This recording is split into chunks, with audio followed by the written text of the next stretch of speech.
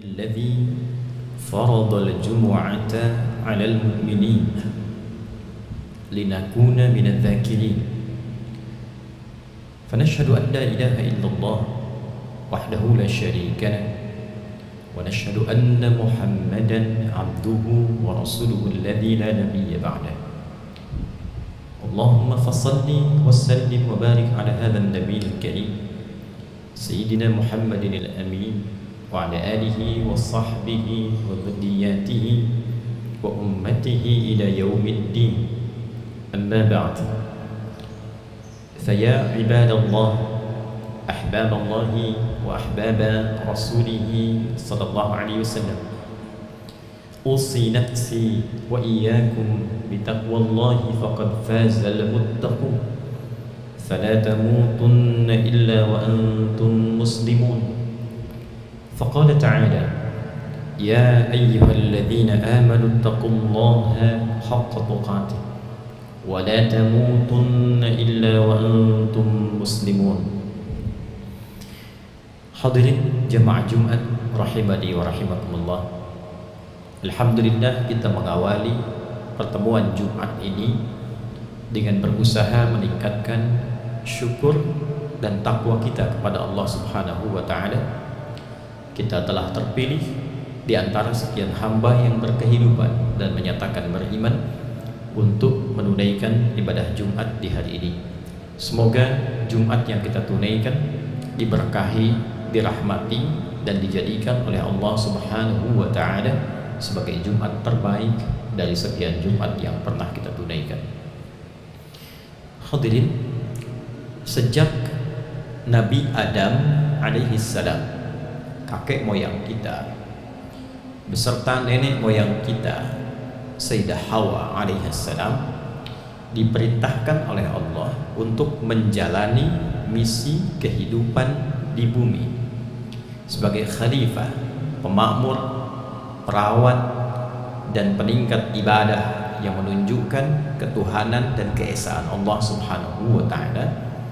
Maka bersamaan dengan turunnya Nabi Adam dan Sayyidah Hawa alaihi wassalam, Allah memberikan satu pernyataan yang sangat tegas. Yang pernyataan ini kelak juga diabadikan di dalam Al-Quran menjadi satu di antara sekian wahyu yang memberikan kepada kita petunjuk berkehidupan sampai kita berpulang kepada Allah Subhanahu wa taala. Tercantum wahyu ini di dalam ayat Al-Quran di surah Al-Baqarah di ayat yang ke-38 saat Allah Subhanahu wa taala berfirman, "Qul nahbitu minha jami'a fa imma ya'tiyannakum minni huda faman tabi'a hudaya fala khaufun 'alaihim wa la hum yahzanun." Dan dengan keagunganku, kata Allah, kami firmankan kepada Adam alaihissalam, Hawa alaihissalam, turunlah kalian ke bumi, misi kalian di bumi dimulai saat ini. Fa imma ya'tiyannakum minni huda, maka dalam menjalani misi kehidupan di bumi ini akan didatangkan kepada kalian pedoman berkehidupan dariku. Jadi bersamaan dengan turunnya Adam, Hawa alaihi wassalam, Allah menyertakan dengan turunnya itu pedoman berkehidupan disebut dengan huda. Faman tabi'a hudaya fala khaufun 'alaihim wa la hum yahzanun. Maka siapapun yang konsisten mengikuti pedoman berkehidupan dariku itu, maka akan terjamin hidupnya la khaufun 'alaihim, bebas dari kegelisahan yang mendalam, walahum yahzanun, dan terbebas dari kesedihan, kegalauan yang juga mendalam. Hadirin, ayat ini memberikan dan menegaskan rahmat Allah Subhanahu wa taala, sekaligus menyatakan bahwa konsep kehidupan di bumi itu seluruh kegiatannya seharusnya itu menyenangkan dan menenangkan. La khaufun, tidak gelisah. Lawan tidak gelisah artinya tenang. La yahzanun, tidak bersedih artinya senang. Jadi sesungguhnya konsep dasar kehidupan yang kita jalani di muka bumi ini, yang disifati dengan dunia itu, konsep dasarnya itu tenang dan senang. Kita berkehidupan di keluarga sebagai apapun, seharusnya kehidupan di keluarga itu mendatangkan kesenangan dan ketenangan. Apakah perannya sebagai seorang ayah, anak, ada yang berperan menjadi istri kah, kemudian menjadi orang tua, jadi kakek, jadi nenek. Konsep dasarnya adalah kehidupan keluarga yang menyenangkan dan menenangkan. Kita bekerja, apapun profesinya, sepanjang itu baik, seharusnya konsep dasarnya bekerja dalam keadaan senang, bekerja dalam keadaan tenang. Kita bergaul, konsep dasarnya itu seharusnya senang dan tenang. Kita beraktivitas apapun senang dan tenang, itu konsep dasarnya kehidupan di dunia. Jadi dengan rahmat Allah, salah satu hikmahnya mengapa kita memulai segala sesuatu dengan rahmat Allah. Bismillahirrahmanirrahim. Rahman itu kan sifat kasih Allah yang sangat mendalam, yang diberikan dalam konteks kehidupan di dunia. Jadi kita minum dengan rahmat Allah, makan dengan rahmat Allah, berpakaian dengan rahmat Allah, bekerja dengan rahmat Allah. Rahmat itulah yang mendatangkan kesenangan, ketenangan, kebaikan, kebahagiaan. Pertanyaan dasarnya adalah, mengapa dalam kehidupan seringkali didapati setiap berganti era sampai dengan kini justru ada dominasi kesedihan, kegalauan. Bahkan setiap era punya istilahnya sendiri. Sekarang ada yang dikenal dengan anxiety, kegalauan yang dalam, kecemasan yang tinggi. Nanti ada ratapan kesedihan. Akumulasinya yang paling dikhawatirkan justru muncul tindakan-tindakan kriminal. Karena gelisah ada pencurian, karena ketakutan mendalam ada tindakan-tindakan bahkan bisa mengakhiri kehidupan. Ada korupsi. Korupsi itu kan ketakutan karena tak mampu eksis dalam pergaulan, ketakutan karena kehilangan pamor. Hartanya mungkin sudah banyak, tapi ada kegelisahan tertentu yang membawa seseorang berlaku tindakan kriminal. Artinya ada fitrah kehidupan yang dilawan, ada yang keliru dalam perjalanan hidup itu, tidak sesuai dengan konsep dasarnya. Hadirin, ujian itu pernah khatib sampaikan, disajikan menunya dalam kehidupan oleh Allah Subhanahu wa Ta'ala untuk mengaktifkan semua potensi kekuatan kita agar terlatih menjalani hidup, bukan ingin membuat kehidupan kita bermasalah. Karena itu selalu ada lawannya. Lemah itu lawannya kuat, amarah itu lawannya sabar. Jadi ketika amarah diaktifkan supaya sabarnya itu juga muncul. Kalau tidak pernah ada marah, bagaimana bisa diketahui sabar? Kelemahan itu diketahui supaya dikuatkan. Orang yang aktif di bidang bela diri, dia akan mengeksplor kelemahannya di mana di bagian tubuhnya. Lalu ketika tahu lemah, itu dikuatkan. Demikianlah konsep kehidupan yang ada. Lalu ketika dalam kehidupan kita mendapati sebaliknya, baik itu di rumah tangga, di pekerjaan, kehidupan sosial, hal-hal yang mendatangkan kesedihan mendalam, tidak terkontrol, kegalauan yang begitu luas, tidak terkendalikan, masalahnya apa? Boleh jadi persoalannya bukan karena kurang pintar, karena ada yang pintar pun banyak galaunya. Bukan karena kurang harta, karena ada banyak yang kaya pun justru banyak ketakutannya. Takut kehilangan harta, takut kehilangan pamor. Yang kurang, kembalikan ke ayatnya. Faman tabi'a hudai. Mungkin yang kurang diikuti itu petunjuk berkehidupannya. Jadi Allah sudah mendeklarasikan jauh-jauh hari, setiap era itu ada pedoman berkehidupan sesuai dengan eranya, sesuai kebutuhan masalahnya. Setiap zaman itu punya eranya sendiri, setiap era itu punya karakternya sendiri. Karakter itu membentuk masalah. Masalah kita sekarang itu beda dengan 10 tahun ke belakang. 10 tahun ke belakangnya lagi beda lagi. Setiap era punya persoalannya sendiri.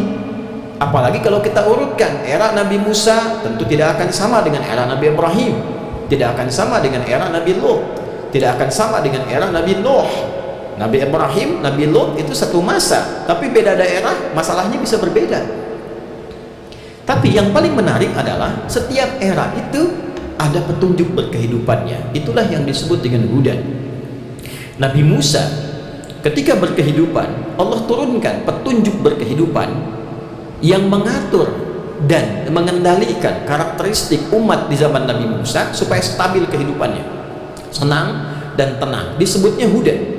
Diabadikan misalnya kata ini di Quran surah Al-Isra surah ke-17 di ayat yang kedua. Wa ataina Musal kitaba wa ja'alnahu hudan li bani Israil. Dan dengan keagunganku diberikan kepada Musa itu kitab. Kita kenal dengan Taurat. Ya, Taurat, Torah itu disifati oleh Al-Quran isinya sebagai hudan, petunjuk berkehidupan. Aturannya begini, begini, begini, begini. Kerjakan ini, tinggalkan ini. Lakukan ini, jangan kerjakan ini. Kalau itu dikerjakan dalam hidup, mana yang harus dilakukan, mana yang ditinggalkan, maka la khaufun alaihim wa lahum yahzanun. Ada kesejahteraan, kedamaian, ketentraman, kebaikan, senang dan tenang. Injil itu diberikan pada Nabi Isa alaihissalam. Di dalam isinya hudan, disebutnya hudan. Nah, sekarang kita mendapati Nabi pencerah, Rasul teragung, paling istimewa. Risalahnya ketika beliau ditetapkan sebagai Rasul itu mencakup seluruh era sampai berakhir kehidupan di muka bumi ini, sampai kembali kepada Allah Subhanahu wa Ta'ala. Jadi dahsyatnya wahyu yang disampaikan pada Nabi Muhammad SAW, walaupun eranya berganti, modernnya bisa berbeda-beda sifatnya. Dulu tahun 90-an disebut modern oleh orang masa itu, 2000-an disebut modern oleh orang masa itu. Sekarang berkembang teknologi, makin modern. Sekarang kita tidak tahu 10 tahun ke depan akan seperti apa tingkat modernnya. Tapi semakin berkembang era sampai dengan kiamat terjadi, keunggulan wahyu yang terakhir tetap satu karena menjadi kurikulum dan pedoman hidup sampai akhir berkehidupan. Itulah Al-Quran. Saat Al-Quran diturunkan, itu disifati dengan hudan. Di surah Al-Baqarah, surah yang kedua, di ayat 185, saking agungnya Al-Quran ini diturunkan di bulan yang mulia, Ramadan, di waktu yang mulia, di malam yang mulia, di hari yang mulia, melalui malaikat termulia, pada Rasul yang paling istimewa dan mulia. Ketika diturunkan itulah Allah berfirman, Syahru Ramadhan alladhi unzila fihi al-Quranu hudan linnas. Hudan linnas. Isi Al-Quran itu pedoman berkehidupan untuk semua manusia. Lihat, Musa alaihissalam mendapatkan Taurat hudan li bani Israil. Injil untuk Nabi Isa alaihissalam hudan li bani Israil. Nabi Muhammad diwahyukan Al-Quran pada beliau linnas, untuk semua manusia di semua era sejak beliau ditetapkan menjadi Rasul sampai akhir kehidupan.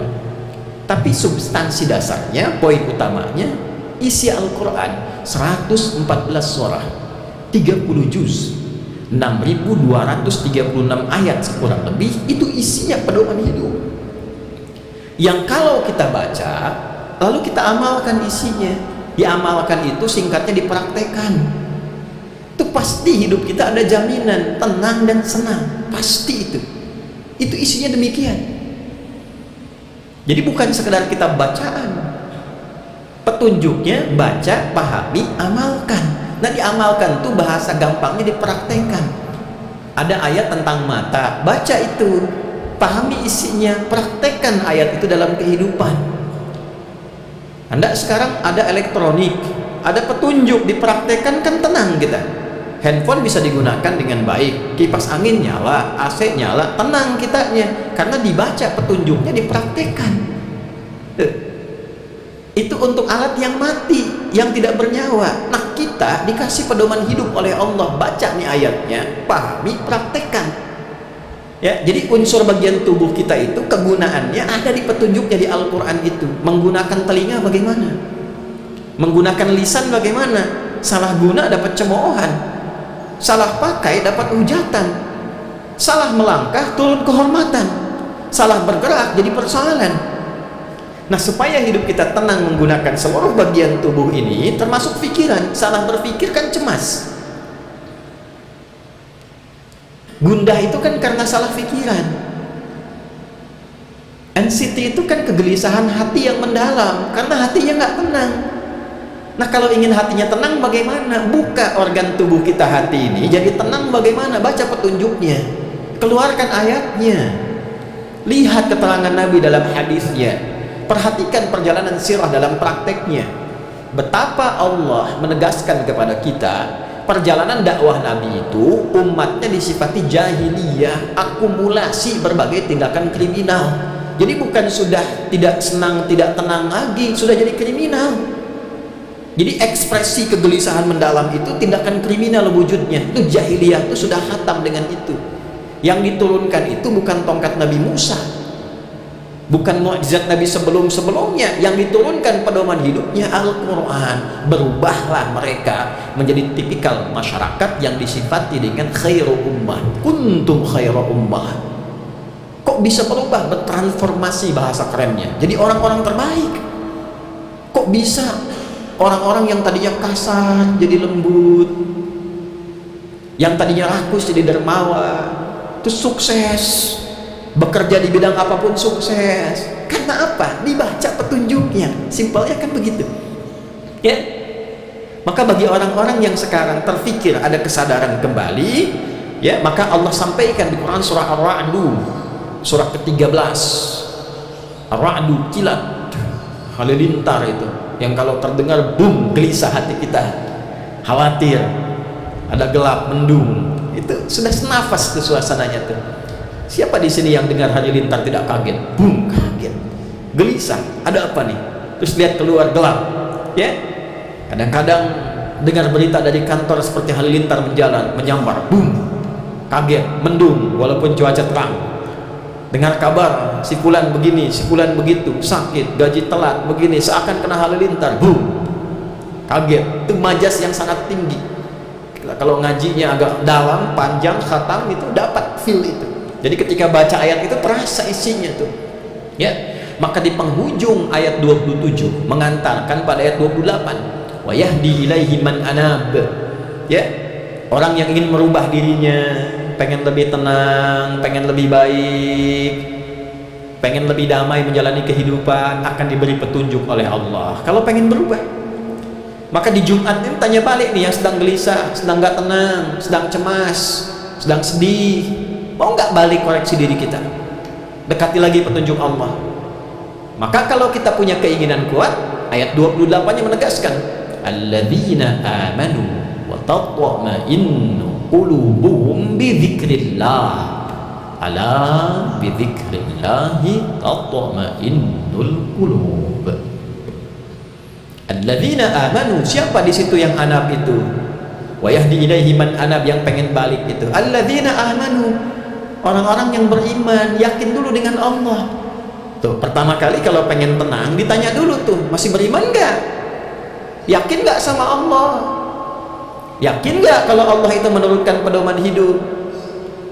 Kalau masih ragu, susah menghilangkan anxiety itu, kegelisahan, kecemasan, kegalauan. Yakin dulu kita punya Tuhan, yakin kita punya Allah.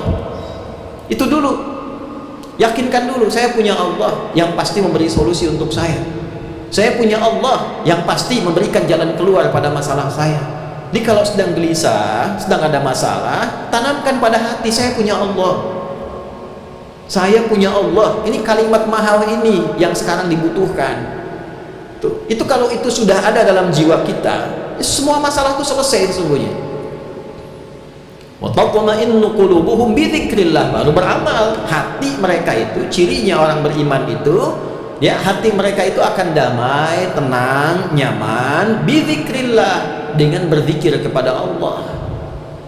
Nah, sekarang gunakan ikhtiarnya, buktikan keimanan kita dengan meningkatkan zikir. Orang yang senang zikir, orang yang senang zikir itu dampaknya ke hati tenang.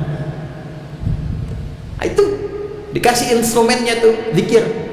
Kalau kita yakin dengan Allah, beriman, Allah pasti cari, ya, kita, memberikan pada kita jalan keluar. Kita ingin kembali kepada Allah, diberikan jalan keluar, zikir, ya.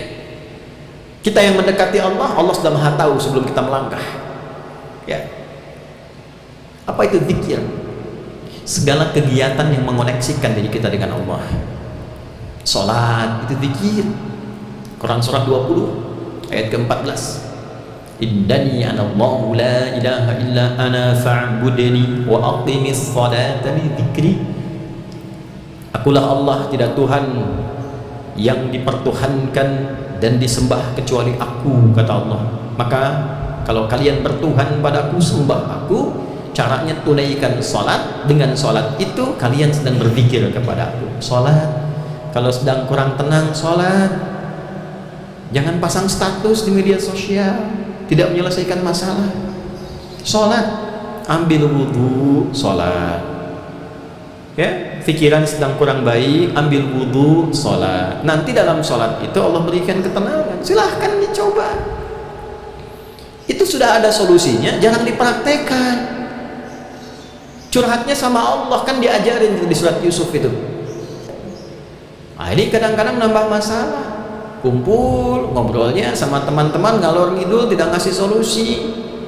Akhirnya jadi ghibah, tersebar. Yang tadinya Allah tutup malah dibuka. Bikin status, saling sindir. Nanti begitu masalah selesai dengan sikulannya, statusnya sudah menyebar. Jejak digitalnya dimanfaatkan orang lain jadi fitnah baru. Nggak selesai-selesai. Allah ngasih solusi, kenapa cari kreativitas sendiri? Tambah masalah. Quran itu zikir. Quran surah Al-Hijr ayat 9. Inna nahnu nazzalna dzikra wa inna lahu lahafizun. Dengan keagunganku kami turunkan Al-Quran sebagai zikir, dan dengan keagunganku dijaga Al-Quran itu terjaga, suci, bersih, jauh dari penyimpangan, tidak akan bisa disalahgunakan.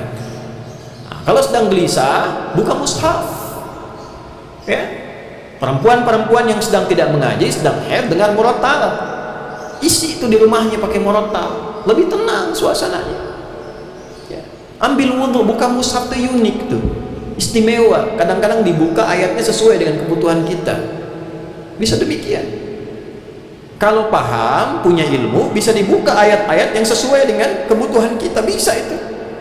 Sedang kurang nyaman, masalah banyak, ada hujatan, ada celaan, buka Ad-Duha, dalami Al-Insyirah.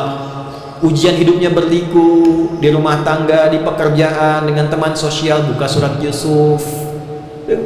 Banyak. Kalau kita paham itu, langsung buka intinya, baca, lalu periksa kejadian masa lalu yang diberi contoh. Sakit mendalam, Nabi Ayub sakit, belajar kisahnya, tenang hati kita itu, lalu dihibur melalui Al-Quran. Bukan cuma yang kamu yang sakit, Ayub juga pernah sakit, lebih parah daripada kamu, toh beliau tetap meningkatkan ibadah, zikirnya begini, karena meningkat itulah Allah sembuhkan. Adakah engkau mau beramal seperti Ayub supaya Allah sembuhkan? Itu demikian, ada ayatnya. Baca di Quran surah 21 ayat 83 sampai 84, banyak sekali. Sekarang kita mesti semarakan nih, kembali kepada Al-Quran. Tuh umat Islam tuh, ayo balik lagi ke Quran, ngaji lagi, semarakan ngaji. Dulu itu jangan jauh-jauh lah, tahun 90-an saja ngaji itu masih semarak, kriminalnya menurun. Walaupun terbatas, lampunya terbatas, pakai petromak itu. Di kampung-kampung menyebutnya lampu semprong gitu. Tengah malam ngaji, tapi kriminal itu hampir nggak ada. Aneh kita kalau dengar itu ada pencurian tuh aneh, apalagi pembunuhan. Sekarang tuh kayaknya kok bebas-bebas saja gitu. Terus jadi seperti biasa, jadi nggak asing. Tiap hari kok dengar berita si fulan ini zina, ini mabok, ini begal, ini membunuh, kayak biasa. Itu bahaya itu. Kita kembalikan lagi itu tradisi mengaji itu. Menjadi bagian dari, kalau tradisi itu maksudnya ibadah yang sudah menjadi karakter, ya, yang sudah nggak diminta pun sudah sadar ini waktunya ngaji. Dulu kami kalau sudah maghrib tuh sadar ini waktu ngaji. Kalau nggak ngaji itu dicari sama orang tua, mau sembunyi di mana dicari, ya, TV mati itu. Nah sekarang kita butuh kesadaran itulah gitu. Ba'da maghrib ngaji, ba'da subuh ngaji. Nah kalau sudah begitu, insya Allah tentram kehidupan tuh, balik lagi tenang, nyaman, toleransi makin tinggi dan sebagainya. Ya, nanti ada zikir-zikir harian yang dibaca. Ulama nanti mengeluarkan, nih zikir kalau gelisah ini zikirnya. Kalau ada terpaksa utang susah bayar, ini zikirnya. Ya, kalau begini ini seperti ini. Untuk menimbulkan qanaah begini sehingga tidak harus terpaksa berutang. Nah, ini pinjaman nggak jelas, bunga tinggi. Begitu susah, yang dicarinya paling aneh lagi ustaz,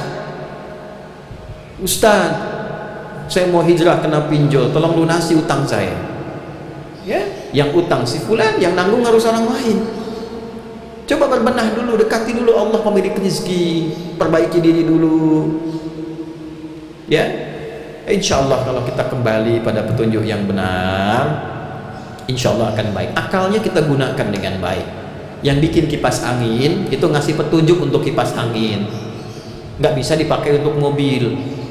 Yang bikin handphone dikasih petunjuk, buku petunjuk, guidance-nya dibaca untuk handphone, bukan untuk AC. Nah, yang membuat kita, Allah ngasih petunjuk buat kita. Kita jangan bikin sendiri. Kalau petunjuk itu dipakai, benar hidup kita. Balik ke petunjuk itu, kembali pada Al-Quran. Cek hadis Nabi bagaimana mengajarkan, cara memahaminya jangan instan semau-maunya. Buka keterangan ulama, lihat ulama menjelaskan apa yang otoritatif, buka filenya, baca dengan baik dan benar. Lalu di situ ada menu sesuai dengan kenyamanan kita. Mungkin si A dengan si B pilihannya beda, menunya bisa tidak sama, tapi yang menyajikannya sama dari Nabi juga, bersumbernya dari Allah juga. Tempatnya kemudahan, jangan bertikai, jangan dipaksakan menu saya harus cocok dengan menu orang. Tidak. Yang penting petunjuk dari nabinya bagaimana, nanti diberikan kepada kita. Ada yang satu menu, kalau satu menu semua mesti pakai. Sholat subuh itu menunya satu, untuk rakaatnya 2 rakaat. Untuk bacaan suratnya silakan pilih senyamannya. Untuk keragamannya nanti setelah i'tidal, mau kunut ada dalil, tak ada kunut pun ada dalilnya, silahkan yang nyaman yang mana. Yang penting yang pokoknya tunaikan 2 rakaat, niatnya sholat subuh, penunaiannya silahkan cek keterangan yang Nabi sampaikan pada kita. Kalau begitu insya Allah tenang kita, nyaman kita. Sekarang tinggal keluarkan profesi kita apa, keluarkan ayatnya, keluarkan hadisnya, belajar syarahnya, dan coba mulai praktekkan isinya, dan kita lihat bagaimana perubahan yang terjadi pada hidup kita. Barakallahu li wa lakum fil Qur'anil azim wa nafa'ani wa iyyakum bima fihi minal ayati wa dzikril hakim wa taqabbala minni wa minkum tilawatahu innahu huwas samiul alim. Ud'u Allah yastajib lana wa lakum jami'an. Silahkan dimanfaatkan jeda ini untuk berdoa pada Allah Subhanahu wa taala, doa masing-masing.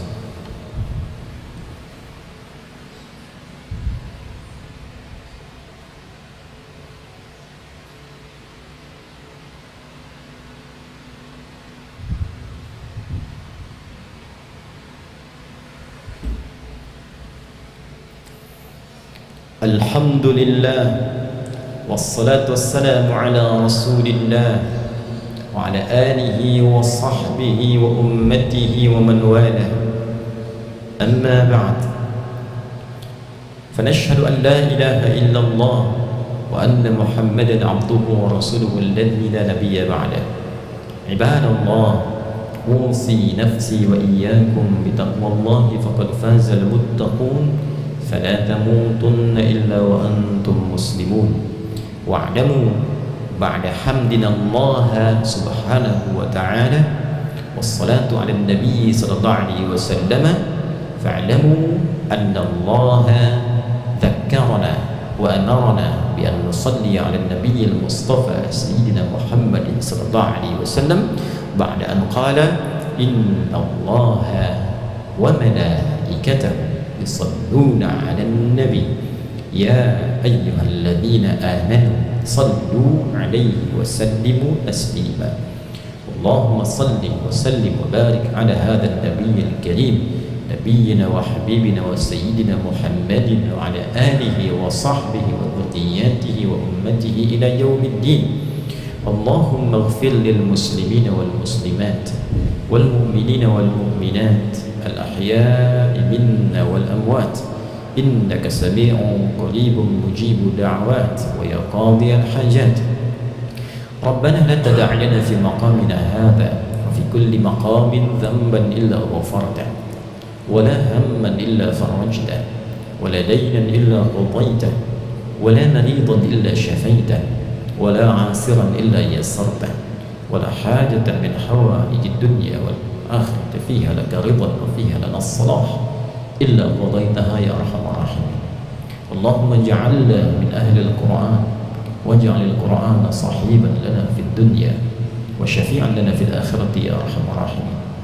اللهم اجعل بقية حياتنا حياة طيبة وآخر وفاتنا حسن الخاتمة.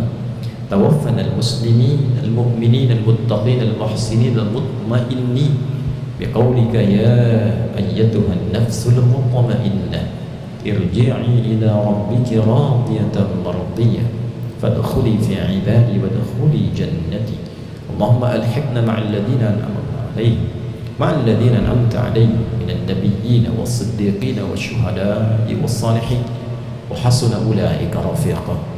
اللهم بارك هذا المكان مدرسة أخيار، بارك يا الله معهد ميرا، بارك يا الله من أسسهما ومن اعتمرهما برضاك، واحفظنا يا الله بحبك ورضاك يا أرحم الراحمين.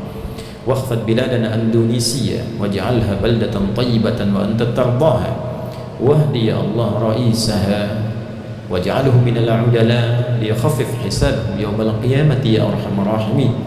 واحفظ علماءنا واجعلهم مخلصين لك الدين. اللهم يا خير الناصرين، اللهم انصر إخواتنا في فلسطين وفي كل مكان المبتلين في دمشق وفي الشام ومن حولها يا أرحم الراحمين، في كل بلاد المسلمين يا رب العالمين. ربنا آتنا في الدنيا حسنة وفي الآخرة حسنة وقنا عذاب النار. وصلى الله على سيدنا محمد وعلى آله وصحبه أجمعين، وآخر دعوانا سبحانك اللهم ربنا وبحمدك نشهد أن لا إله إلا أنت نستغفرك ونتوب إليك والحمد لله رب العالمين. عباد الله، إن الله يأمر بالعدل والإحسان وإيتاء ذي القربى وينهى عن الفحشاء والمنكر والبغي يعظكم لعلكم تذكرون واذكروا الله أكبر والله يعلم ما تصنعون. أقيموا الصلاة يرحمكم